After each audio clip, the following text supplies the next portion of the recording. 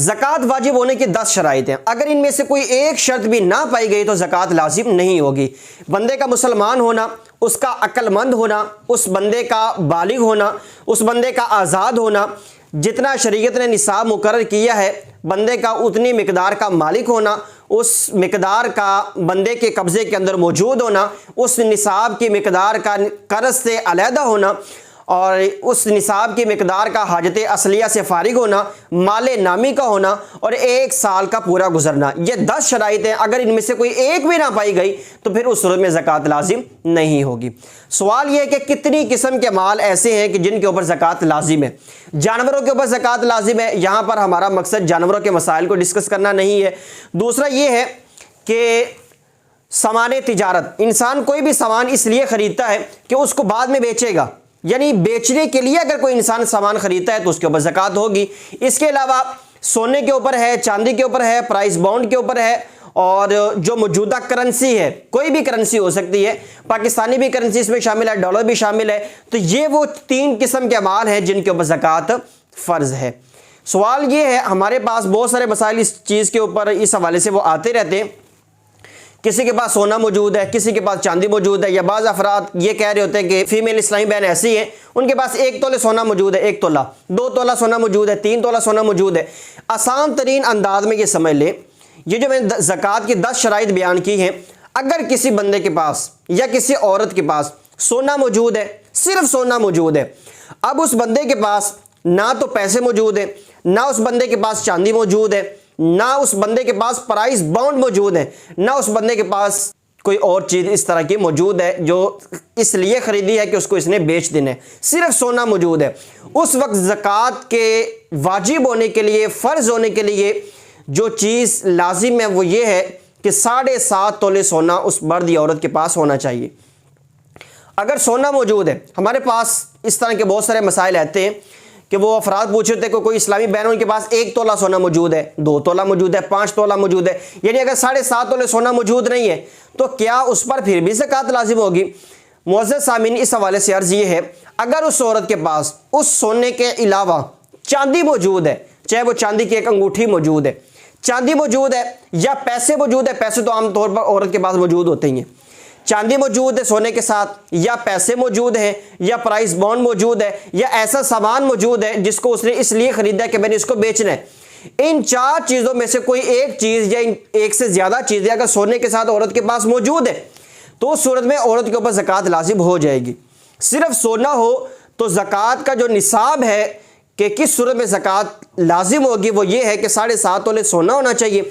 अगर सोने के साथ कोई और चीज़ मौजूद है, पैसे मौजूद हैं, चांदी मौजूद है, प्राइस बॉन्ड मौजूद है या माल तिजारत मौजूद है, उस सूरत में शरीयत ने जो ज़कात के लाजिम होने का निसाब मुकर्रर किया है वो 52.5 तोले चांदी है। वो इस तरह इसके पास 1 तोला सोना मौजूद है। आसान तरीन अंदाज में ये समझ लें, क्योंकि आमतौर पर ज़्यादा मसाइल यही तकरीबन आ रहे होते हैं, 1 तोला है, 2 तोला है, 3 तोला है, यानी 7.5 तोला से कम मसाइल आ रहे होते हैं कि अगर किसी इस्लामी बहन के पास मौजूद है, अब देखना यह है कि उसके पास इसके अलावा चांदी मौजूद है, पैसे मौजूद है, पैसे तो होते ही हैं, तो अब यह किया जाएगा कि सोने जितना भी सोना मौजूद है, 2 तोला सोना अगर मौजूद है, 2 तोला सोना की अगर आप कीमत बना लें, इसके बाद जितने पैसे मौजूद हैं उन पैसों को शामिल कर लें, या चांदी मौजूद है तो चांदी जितनी मौजूद है उतने पैसों को शामिल कर लें।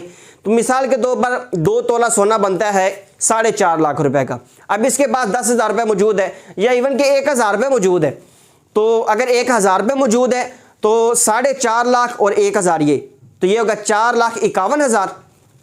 अब ये देखा जाएगा कि उस औरत के ऊपर अगर कोई कर्जा मौजूद है, उसने किसी का पैसा देना है, तो जितना उसने पैसा देना है उतनी रकम को अलग कर लिया जाएगा। मैं मिसाल समझाने के लिए कह रहा हूँ, उस औरत ने 50,000 या 51,000 रुपये किसी का देना है, 4,51,000 रुपये बने थे टोटल। 2 तोला सोने के बने थे 4.5 लाख रुपए, 1,000 रुपये इसके बाद वैसे मौजूद था, टोटल रकम बन गई थी 4,51,000।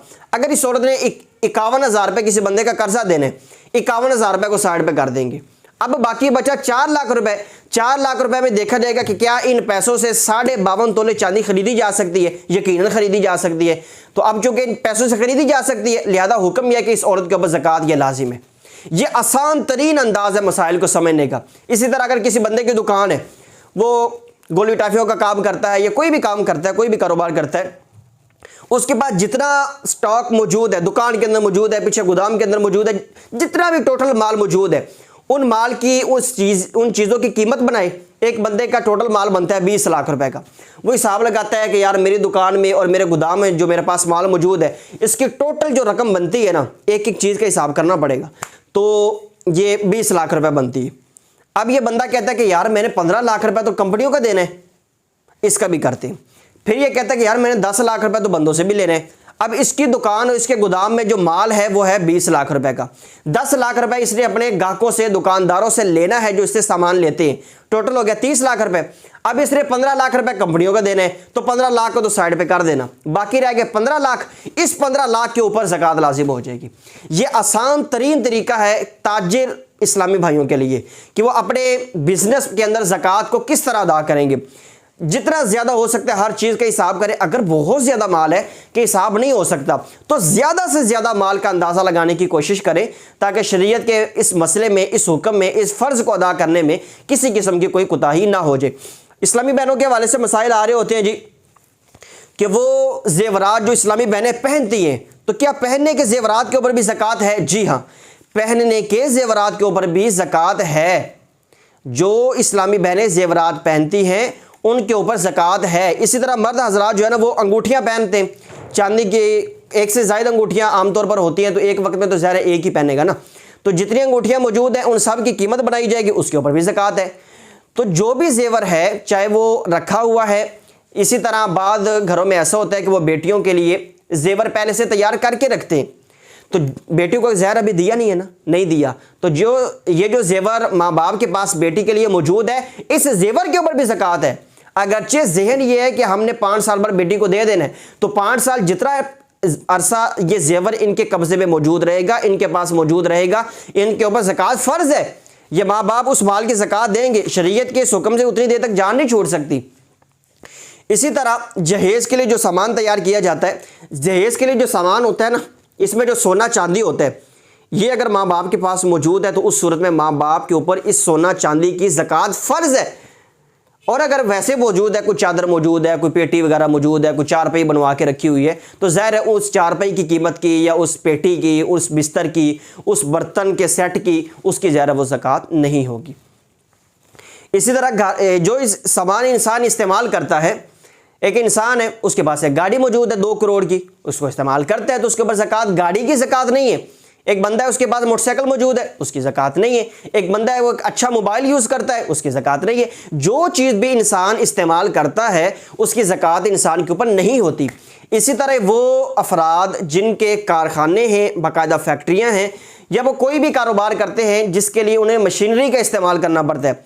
छोटी सी मिसाल दे देता हूँ, एक बंदा है उसका बर्फ़ का कारखाना है, उसके बर्फ़ बनाने के जो भी औजार हैं, वो कारखाना है, वो मशीनरी है, या वो जो लोहे के बॉक्स होते हैं वो है, किसी भी किस्म की ज़कात नहीं है। एक बंदा दर्जी है, वो कपड़े सिलाई करता है, उसके बाद मशीन जितनी मर्जी महंगी मौजूद है, उस मशीन की उस बंदे के ऊपर ज़कात नहीं है। एक बंदे की पूरी फैक्ट्री है, वो जूतियाँ बनाता है, वो कपड़ा बनाता है, वो शर्टें बनाता है, वो कुछ भी बनाता है भाई, तो उस चीज़ को बनाने के लिए जिस भी मशीनरी की ज़रूरत पड़ती है, जिस मशीनरी को वो इस्तेमाल करता है, उन मशीनरियों में से किसी भी मशीनरी के ऊपर ज़कात नहीं है।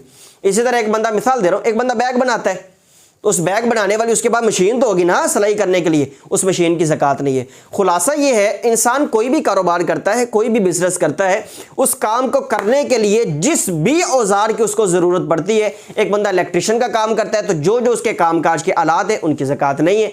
एक बंदा बिजली का काम करता है तो बिजली के जो भी औजार हैं उनके ऊपर ज़कात नहीं है। तो जिन आलात से, जिन चीज़ों से हम वो काम करते हैं, या वो बंदा जिसका वो काम है, जो बिजनेस है वो काम करता है, उस चीज़ की उस बंदे के ऊपर ज़कात नहीं है। ये आसान तरीन अंदाज में आप मसला समझ लीजिए। ज़कात किसको दे सकते हैं? ज़ाहिर सैयद सादात को तो नहीं दे सकते ना, अभी हम सादात के ऊपर गुफ्तगू नहीं कर रहे। ज़कात किसको दे सकते हैं और किसको नहीं दे सकते, ये लोग बड़ा मसला पूछते हैं। चाचू के बेटे को दे सकते हैं कि नहीं, चाचू की बेटी को दे सकते हैं कि नहीं। भाई 2 मसले आसान तरीके से याद रख लें, आपको मसाइल समझ में आ जाएंगे। पहला, इंसान जिनसे पैदा हुआ है उनको ज़कात नहीं दे सकता। हम किससे पैदा हुए? माँ बाप से। तो ना तो इंसान अपनी माँ को ज़कात दे सकता है, ना बाप को ज़कात दे सकते हैं। इसी तरह ये माँ बाप जिससे पैदा हुए उनको भी नहीं दे सकता, यानी दादा दादी नाना नानी, इसी तरह ये जो ऊपर है परदादा परदादी परनाना परनानी, इनको ज़कात नहीं दे सकते। ये आसान है। ये पहला रिश्ता हो गया कि जिससे इंसान पैदा हुआ उनको ज़कात नहीं दे सकता। इसी तरह जो अफराद इससे पैदा हुए उनको ज़कात नहीं दे सकता। वो किस तरह, यानी इसके बेटे मौजूद हैं, इसकी बेटियां मौजूद हैं, ये ज़कात अपने बेटों को और अपनी बेटियों को ज़कात नहीं दे सकता। इस तरह बेटों की अगली नस्ल मौजूद है, उनको भी नहीं दे सकते। बेटी की अगली नस्ल मौजूद है, बेटियों के नवासे नवासियाँ मौजूद है, किसी को भी ज़कात नहीं दे सकते। इसी तरह एक और चीज़ है, मियाँ बीवी एक दूसरे को ज़कात नहीं दे सकते। ये बस ये तीन चीज़ें हैं जो समझने वाली है। इसके अलावा बकिया जो रिश्तेदार हैं, अगर वो सादात बनु हाशिम वगैरह नहीं है तो उनको ज़कात दे सकते हैं। मतलब मैं अपने भाई को ज़कात दे सकता हूँ, इंसान अपनी बहन को ज़कात दे सकता है, अपने भाई को ज़कात दे सकता है, चचा के बेटे को ज़कात दे सकता है, चचा को दे सकता है, फुफ्फी को दे सकता है, फुफ्फो के बेटों को बेटियों को दे सकता है। सिर्फ जिनसे इंसान पैदा हुए उनको ज़कात नहीं दे सकता, और जो इंसान से पैदा हुए उनको ज़कात नहीं दे सकता, और मियाँ बीवी एक दूसरे को ज़कात नहीं दे सकती। अगर कोई सूरत हाल ऐसी है कि कोई घर वाकई ही मुस्तहिक है, लेकिन उस औरत के पास सोना चांदी मौजूद है, आप उसके शोहर को दे दें। अपनों के अंदर अगर कोई मुस्तहिक बंदा मौजूद है तो आप अपनों को पहले दे, बाहर वालों को बाद में दे। बेगानों को ज़कात आप बाद में देंगे, पहले अपने हकदार हैं। इसी तरह अगर आपके मोहल्ले वाले, आपके शहर वाले, आपकी सोसाइटी वाले, आपके टाउन वाले अगर ज़्यादा मुस्तहिक मौजूद है तो आप बाहर भेजने की बजाय आप अपने मोहल्लेदारों को दें। अपनों को देना बेगानों को देने से बेहतर है, और अपने मोहल्ले वालों को देना बाहर के लोगों को देने से ये ज़्यादा बेहतर है, क्योंकि ये लोग ज़्यादा हकदार हैं इस चीज़ के, ये लोग ज़्यादा मुस्तहिक हैं इस चीज़ के कि इनको ज़कात दीजिए। हर शख्स जब ये ज़हन बना लेगा कि मैंने ये करना है, तो फिर इस सूरत में क्या होगा, हमारे मोहल्ले में, हमारी सोसाइटी में जो मुस्तहिक अफराद है, जो नादार अफराद हैं, उनकी कमी होना शुरू हो जाएगी। लोग अपने घरों में खाने पीने का इंतज़ाम कर सकेंगे। इसलिए अपने ज़्यादा हकदार हैं, अपनों को आप ज़्यादा दें और अपनों को आप पहले दें।